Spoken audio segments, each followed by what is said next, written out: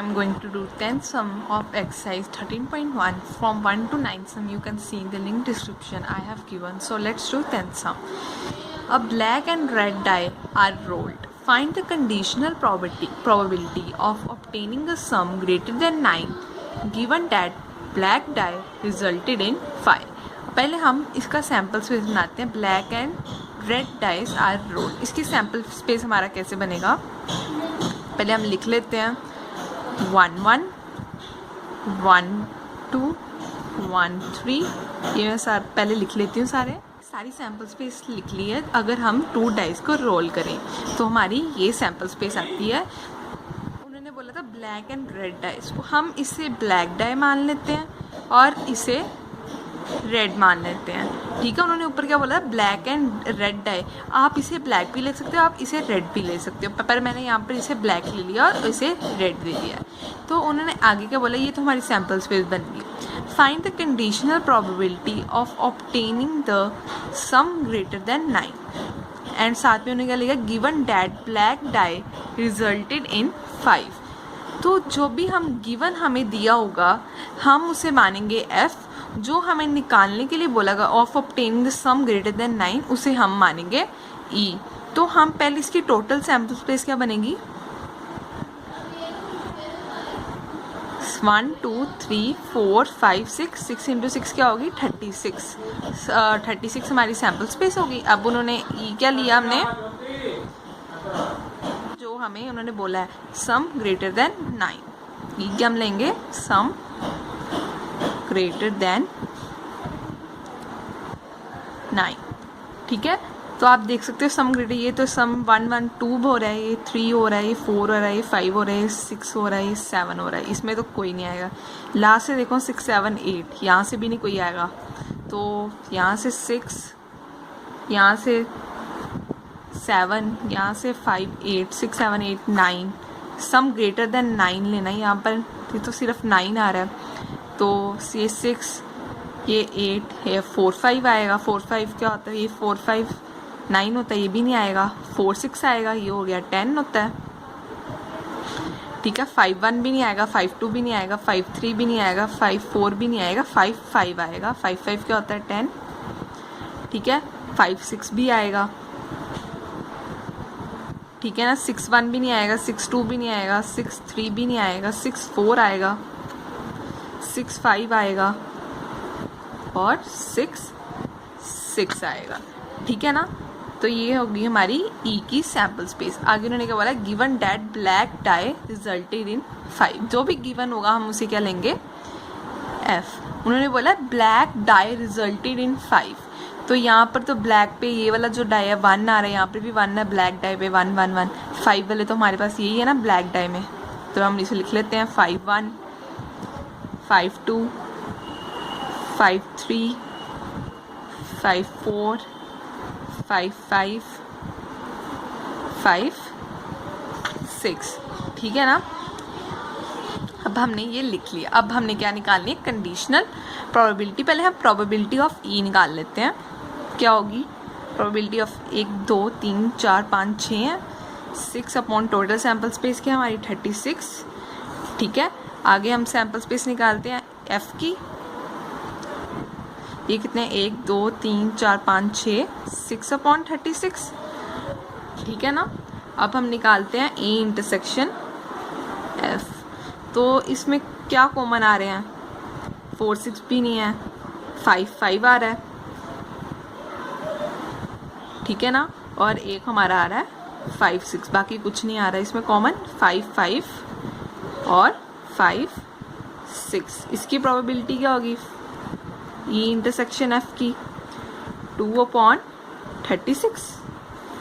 ठीक है ना. अब हम कंडीशनल प्रोबेबिलिटी निकालते हैं. इसका फॉर्मूला क्या होता है कंडीशनल प्रोबेबिलिटी का, e by f. Probability of e intersection f upon probability of f. e intersection f क्या निकाली हमने, 2 बाय 36. ठीक है. और प्रोबेबिलिटी ऑफ f क्या निकाली हमने, 6 बाय 36. तो हमारा आंसर क्या आ गया, 2 by 6. 1 by 3 is the answer, B part. आगे उन्होंने क्या बोला, find the conditional probability of obtaining the sum 8. ये हमारे पास फिर ये ई होगा, जो हमें गिवन होगा वो क्या होगा, एफ। उन्होंने क्या बोला, conditional probability of obtaining the sum 8। तो पहले ई मान लेते हैं, सम 8। तो सम 8 वाले हमारे पास कौन कौन से आएंगे, 2 6 आएगा, 3 5 आएगा, ठीक है ना, 4 4 आएगा, ठीक है, एक आएगा हमारे पास 6 2, ठीक है ना, एक क्या आएगा 5 3।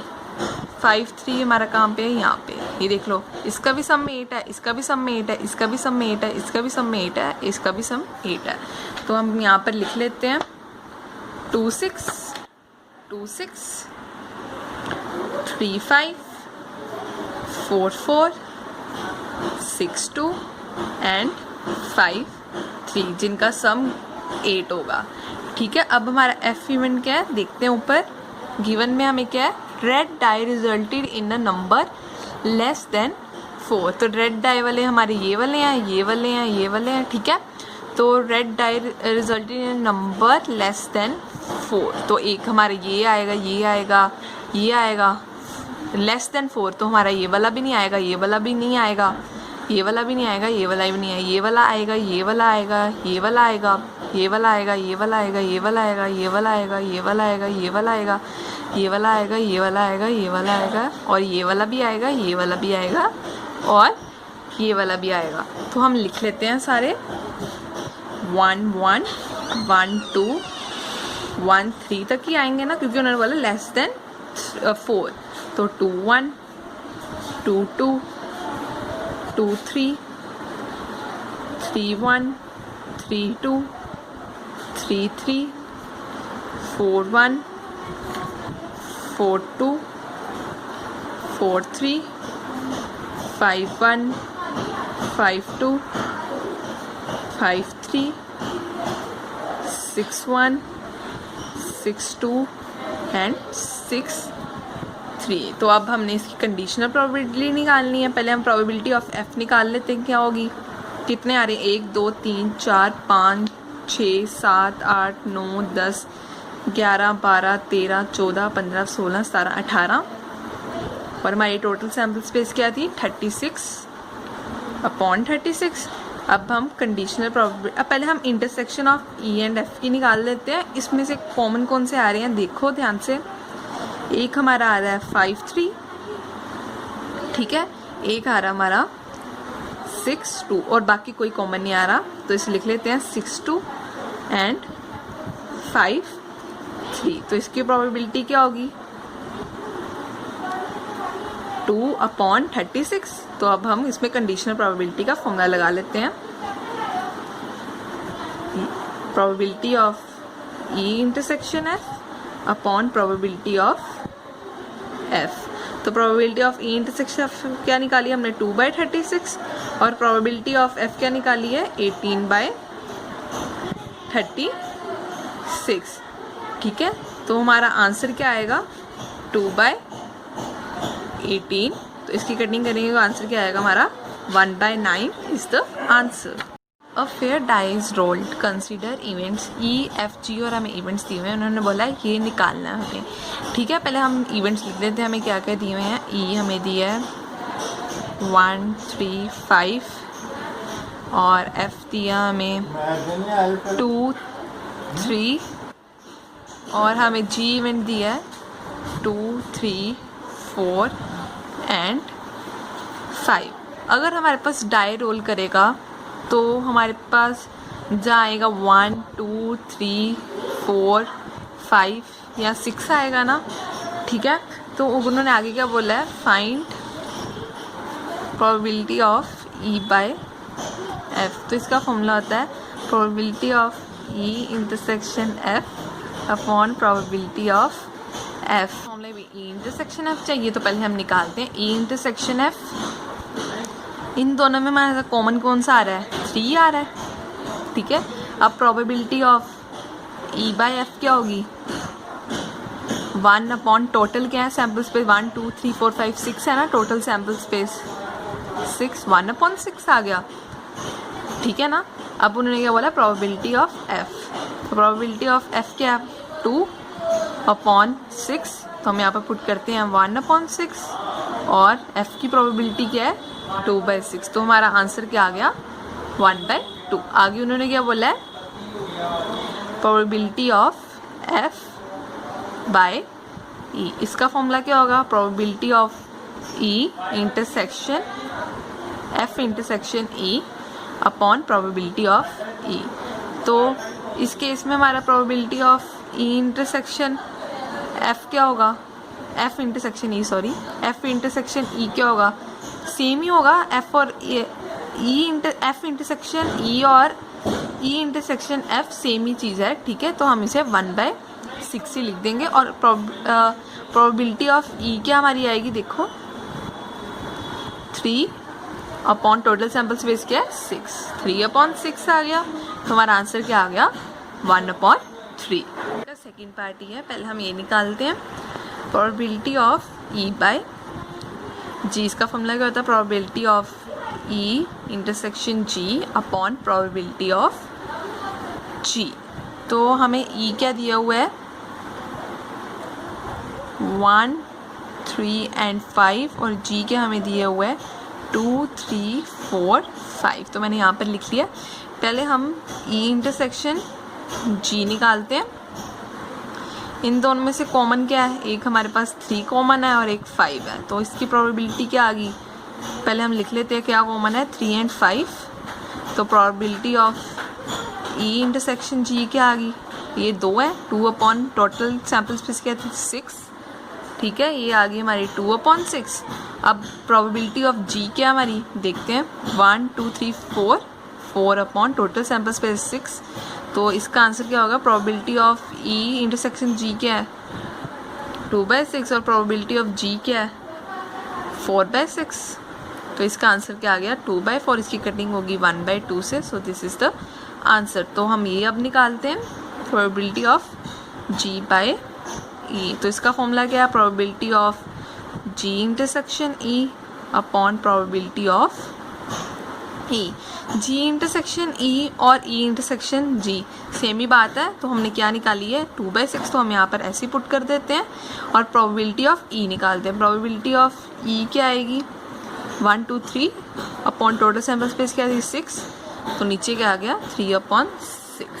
तो यहाँ पर हमारा आंसर क्या आ गया 2/3 is the answer, third part, ठीक है। तो उन्होंने ये बोला ये निकालो। तो मैं इसे लिख लेती हूँ, हमने क्या निकालना है, probability of E intersection F by G. तो आपको पता है कि probability of E by G का हमारे पास फॉर्मूला क्या होता था, probability of E intersection G upon probability of G. इस केस में हम इसे पूरा ई मान लेंगे और इसे जी मान लेंगे, ठीक है। अब इस केस में हम यहाँ पे फॉर्मूला लगाते हैं, ठीक है। इसका फॉर्मूला क्या होगा, अब प्रोबेबिलिटी ऑफ ई, हमने इसको ई मान लिया, फिर intersection G upon probability of G, ठीक है। तो पहले हम probability of E union G लेते हैं, ठीक है। ई यूनियन, सॉरी यहाँ पर एफ है, ई यूनियन एफ। तो हमें ई दिया हुआ था उन्होंने 1, 3 एंड 5 और यूनियन एफ के साथ एफ क्या दिया हुआ था हमें 2 एंड 3।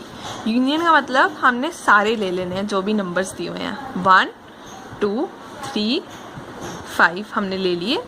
अब हम इसका यूनियन, अब हम ऐसे निकालेंगे ई यूनियन एफ इंटरसेक्शन जी निकालेंगे। ई यूनियन एफ तो हमारा ये हो गया 1, 2, 3, 5। अब हम इंटरसेक्शन जी, जी क्या हमारे पास दिया हुआ उन्होंने 2, 3 एंड 5। अब हम इसमें से कॉमन निकालेंगे। कॉमन इसमें से 2 आ रहा है हमारे पास, कॉमन 3 आ रहा है और 5 आ रहा है। तो हम यहाँ पर लिख लेते हैं 2, 3, 5।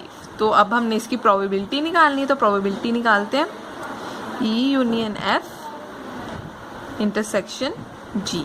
तो क्या होगी, ये 3 है 1 2 3 है ना, 3 अपॉन टोटल सैम्पल स्पेस हमारे पास क्या थी 6, ठीक है। प्रोबेबिलिटी ऑफ जी निकालते हैं। प्रोबेबिलिटी ऑफ जी क्या आएगी हमारे पास, क्या दिए हुए थे 3 दिए हुए थे एलिमेंट्स अपॉन 6। तो इसका अब हम इसमें पुट कर देते हैं। Probability of E union F intersection G क्या हमने निकाला 3/6 और प्रोबेबिलिटी ऑफ जी क्या निकाली हमने, सॉरी यहाँ पे हमें जी दिया हुआ था 2 3 4 एंड 5, तो हमारे 4 एलिमेंट्स हुए ना, तो मैंने यहाँ पर गलती से 3 लगा दिया और मैंने यहाँ पर भी 4 नहीं लगाया, पर हमारा आंसर वही रहेगा क्योंकि यहाँ पर 4 भी नहीं है।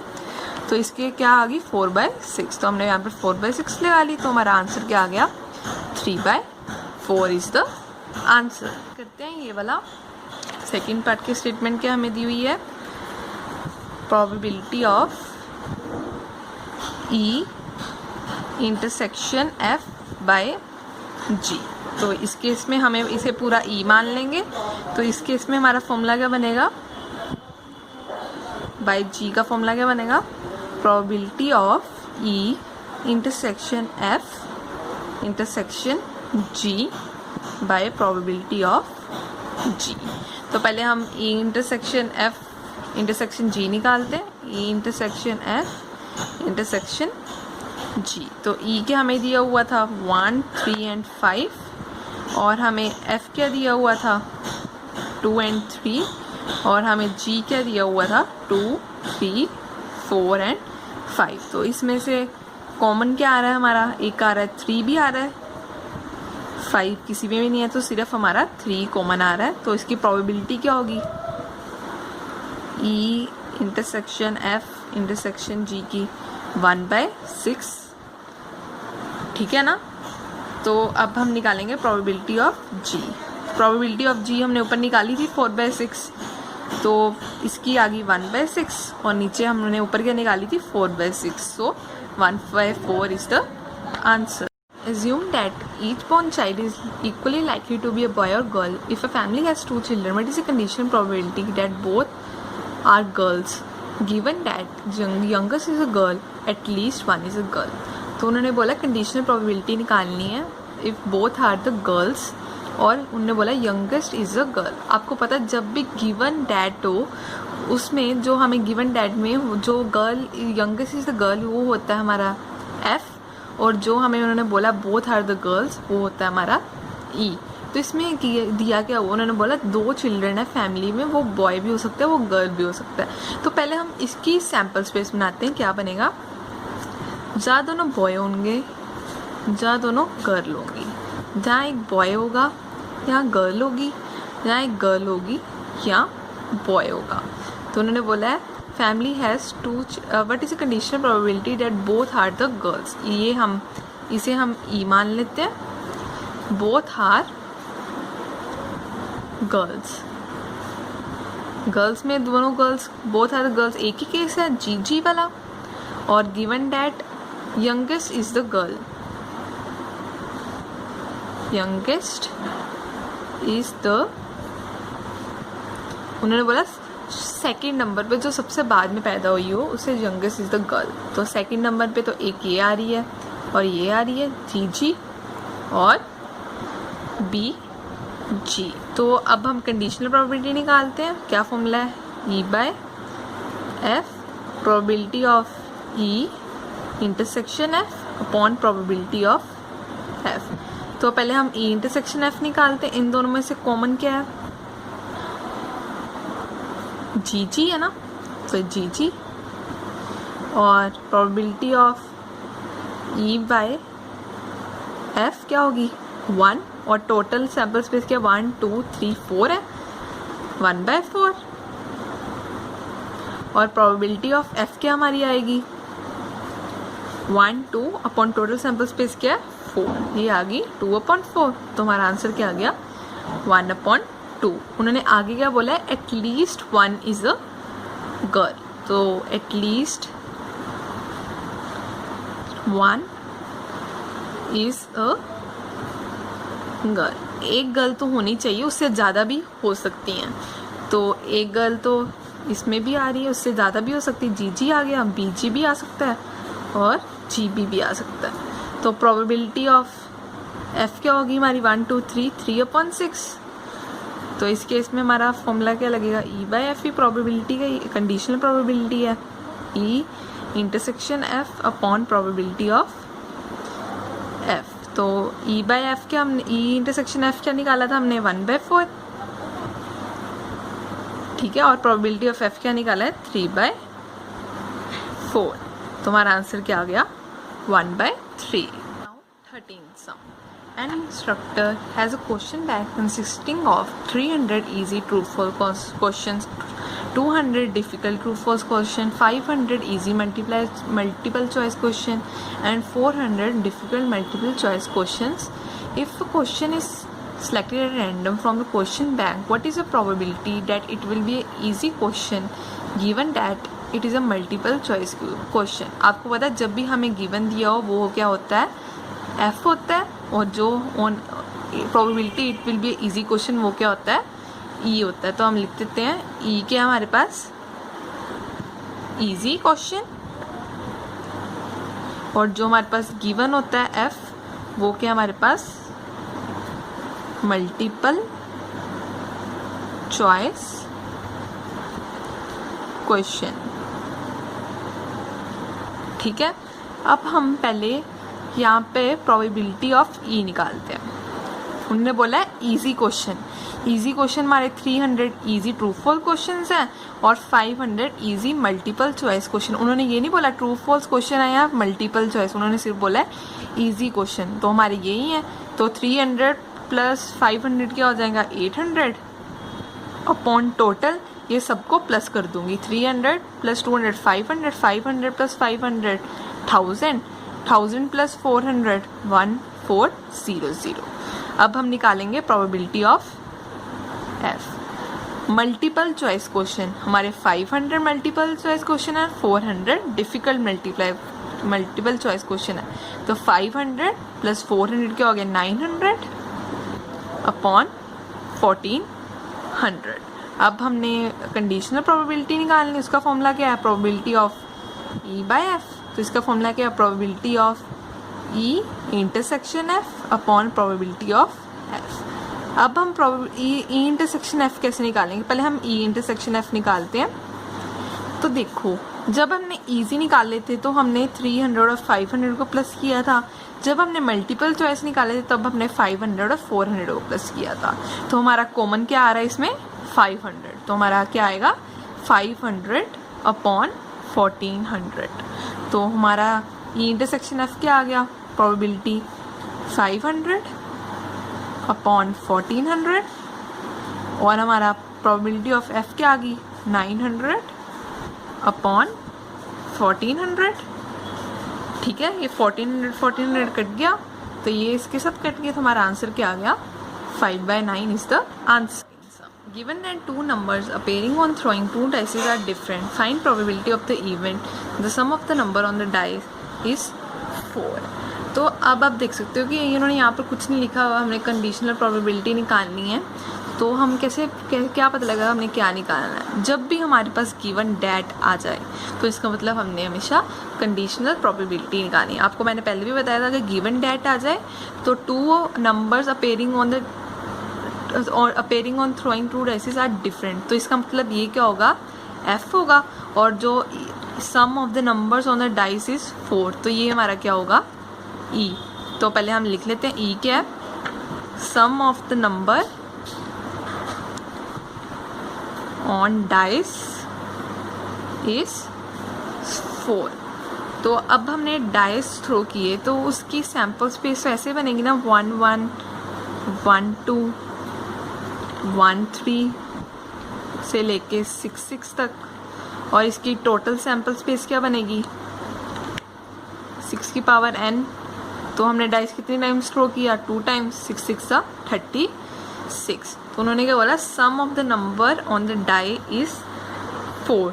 तो number on the die is 4, तो ये तो 1 3 होगा एक, और एक होगा 2 2, और एक होगा 3 1। ये बस 3 ही केस आएंगे sum of the number on the dice 4। तो उन्होंने आगे क्या बोला है एफ इवेंट क्या हमारे पास 2 numbers appearing on throwing 2 dice are different.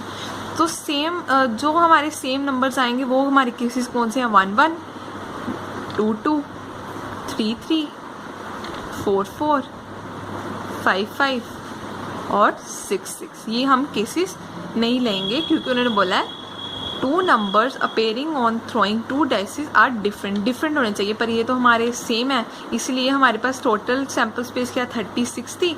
हम 36 में से क्या माइनस करेंगे? 1 2 3 4 5 6 माइनस 30 आ गया. वो हमारे वो केसेस आएंगे जो डाइसिस पे डिफरेंट नंबर्स होंगे. तो ये हमारे पास आ गया 30 केसेस आ गए. तो हमने निकालना, प्रोबेबिलिटी निकालनी थी E/F की. इसका फॉर्मूला क्या होगा? Probability of E intersection F upon probability of F. अब हम पहले E इंटरसेक्शन F निकालते हैं. बस हमारा इसमें और इसमें ये केस नहीं आएगा, ठीक है, बाकी सारे तो इसमें होंगे F में. तो हमारी इसमें क्या इंटरसेक्शन आ गई? 1 3 और 3 1. इसकी प्रोबेबिलिटी क्या आ गई हमारी? 2/36, ठीक है. और प्रोबेबिलिटी ऑफ F क्या हमारी? F क्या थी हमारी? 30 आउटकम्स थी. 30 अपॉन 36. ये आ गया हमारा 2/36 और ये क्या आ गया? 30/36. तो हमारा आंसर क्या आ गया? 2/30. तो इसका कटिंग करके हमारा पास आंसर आ गया 1/15 is the answer. Consider the experiment of throwing a die. If a multiple of 3 comes up, throw a die again. If any other number come, toss a coin. Find the conditional probability of the event. The coin shows a tail given that at least one die shows 3. अब उन्हें starting में ये दिया हुआ है consider the experiment of throwing a die. अगर हमने die throw किया उसमें जब 1 आएगा या 2 आएगा या 3 आएगा या 4 आएगा या 6 आएगा. इफ़ द मल्टीपल ऑफ 3, अब 3 के मल्टीपल्स क्या होते हैं? 3 and 6 होते हैं ना. Comes up, so throw the die again. इसका मतलब हमने फिर से डाई थ्रो करना है. तो डाई में फिर से क्या क्या आ सकता है? या 1 आ सकता है या 2 आ सकता है या 3 आ सकता है या 4 आ सकता है या 5 आ सकता है या 6 आ सकता है. तो हमने डाई थ्रो कर दिया. इफ़ एनी अदर नंबर केम, तो अगर 3 और 6 के मल्टीपल्स के अलावा और क्या नंबर आएंगे? 1 2 4 5 आएंगे. If any other number came, toss a coin. फिर हम कॉइन टॉस करेंगे. अगर हमने कॉइन टॉस किया उसके क्या प्रोबेबिलिटीज आएंगी? जहाँ हेड आएगा या टेल आएगा. अब हमने इन दोनों की सैम्पल स्पेस बनानी है. अभी हम सैम्पल स्पेस कैसे बनाएंगे? ठीक है, कैसे बनाएंगे? 3 को 1 ये हम बनाएंगे 3 1, एक बनेगी 3 2, एक बनेगी 3 3, एक बनेगी 3 4, एक बनेगी 3 5, एक बनेगी 3 6. अब हम 6 को अब 6 को इसके साथ करेंगे. 6 1, 6 2, 6 3, 6 4, 6 5, 6 6. ये हमारी आ गई सैम्पल स्पेस. अब 1 को H के साथ करेंगे, 2 को H के साथ, 4 को H के साथ, 5 को H के साथ. ठीक है, 1H 2H 4H 5H. ठीक है, अब हम करेंगे 2 को H के साथ. ठीक है, फिर 2 को उसके साथ. अब हम करेंगे 1 को तो H के साथ कर दिया, 2 को भी H के साथ, 5 को भी इसके साथ कर दिया. अब हम T के साथ करेंगे. ठीक है, 1T 2T 4T and 5T. ठीक है, ये हमारी सैम्पल स्पेस आ गई. अब हमारी टोटल सैम्पल स्पेस क्या बनी? 1 2 3 4 5 6 7 8 9 10 11 12 13 14 15 16 17 18 19 20. तो टोटल सैम्पल स्पेस क्या हमारी बनी? स्पेस बनी 20. उन्होंने आगे का बोला find the conditional probability of the event the coin shows a tail given that. मैंने आपको बोला था जब भी हमें गिवन डैट के आगे स्टेटमेंट दी होगी वो हमारी एफ होगी, एफ होगा। तो ये हमारी होगी ई क्या हमें दिया हुआ है, the coin shows a tail, coin shows a tail. और हमारी एफ क्या होगी, at least one die shows three, at least one die shows three. Coin shows a tail में कौन कौन सा आएगा, ये 1T 2T 4T 5T आएगा ना। तो लिख देते हैं 1T 2T 4T 5T, ठीक है ना।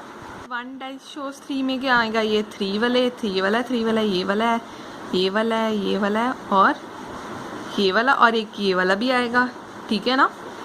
तो लिख लेते हैं 3-1 3-2 3-3 3-4 3-5 3-6 और 6-3, ठीक है। उन्होंने आगे का बोला है अब हमने कंडीशनल प्रोबेबिलिटी निकालनी, मतलब probability of E by F निकालनी। इसका फॉर्मूला क्या होता है, probability of E intersection F upon probability of F. तो पहले हम probability of E intersection F निकालते हैं, पहले हम ई इंटरसेक्शन एफ निकालते हैं। इन दोनों में से कॉमन हमारा कुछ भी नहीं आ रहा ना, तो इसका मतलब ये 5 हो गया, ठीक है। अब हम निकालते हैं प्रोबेबिलिटी ऑफ एफ। अब आप प्रोबेबिलिटी ऑफ एफ में ऐसे मत करना 1 2 3 4 5 6 7 लिख के और अपॉन टोटल सैम्पल स्पेस कर दो, ये ऐसे नहीं करना। इस केस में हम इन 1 2 3 4 5 6 की अलग अलग प्रोबेबिलिटीज निकालेंगे जब भी हमें एटलीस्ट दिया हो, ठीक है ना। ये अब हम कैसे निकालेंगे अलग अलग प्रोबेबिलिटीज, देखो। अब हम 3-1 की प्रोबेबिलिटी निकालते हैं। अगर हम डाइस थ्रो करते हैं उसकी आउटकम्स होती हैं 6, पर 3 आने की प्रोबेबिलिटी इसमें क्या है 1/6। अगर हम डाई थ्रो करते हैं 1 आने की प्रोबेबिलिटी भी क्या है 1/6, तो इसकी प्रोबेबिलिटी क्या होगी 1/36। अगर हम 3 की निकालें तो 3 आने की भी इसमें प्रोबेबिलिटी क्या है 1/6, और दूसरा 3 आने की भी प्रोबेबिलिटी क्या है 1/6, 1/36 हो गया। अब हम 3 की तो निकाली नहीं, 3 की निकालते हैं। इसमें भी 3 आने की और प्रोबेबिलिटी 1/6 होगी और 2 आने की भी प्रोबेबिलिटी 1/6 होगी, 1/36। वैसे ही 3/4 की भी 1/36 होगी और 3/5 की भी 1/36 होगी और 3/6 की भी 1/36 होगी और 3/7 की भी 1/36 होगी और 6/3 की भी 1/36 होगी। अब हम इनको प्लस कर देंगे, आएगा 2 3 4 5 6 7 1 2 मिनट 7 लिख दिया, मैं भी बोलूँ 7 थोड़ी ना आएगा, डाई में 3 होते हैं, 6 तक ही होते हैं, 1 2 3 4 5 6 7। तो हमारी प्रोबेबिलिटी क्या होगी 7/36, ठीक है। तो अब हम यहाँ पर probability of A intersection F क्या थी 5, इसका मतलब 0 ही, और प्रोबेबिलिटी ऑफ एफ क्या निकाली हमने 7/36, ठीक है। तो हमारा आंसर क्या आ गया, probability of E by F क्या आ गई हमारी 0 is the answer. If probability of A हमें दी हुई है 1/2, प्रोबेबिलिटी ऑफ बी हमें दी हुई है 0, हमने फाइंड करना probability of A by B. और probability of A by B का हमारे पास फॉर्मूला क्या होता है, probability of A intersection B upon probability of B. तो probability of A by B और probability of A intersection B तो हमें दी नहीं हुई, तो प्रोबेबिलिटी ऑफ बी हमें क्या दी हुई है 0। आपको पता है एनीथिंग अपॉन 0 क्या होता है इन्फिनिटी। तो इन्फिनिटी को हम और कैसे डिफाइन कर सकते हैं, नॉट डिफाइंड, ठीक है। सो आपका बुक में सी आंसर होगा, ठीक है। तो now 17 sum, if A and B are the event such that P A by B is equal to P B by A, then हमने कुछ देखना है। अब हम लिख लेते हैं P A by B is equal to P B by A. तो पी ए बाई बी का फॉर्मूला क्या होता है, P A intersection B upon P B, और इसका फॉर्मूला क्या होता है, P B intersection A upon P A. तो आपको पता है पी इंटरसेक्शन ए और बी इंटरसेक्शन सेम, दोनों सेम थिंग है, तो हम इसे कट कर देंगे, क्रॉस मल्टीप्लाई करेंगे, पी ए इधर आ जाएगा और पी बी इधर आ जाएगा। So this is the answer.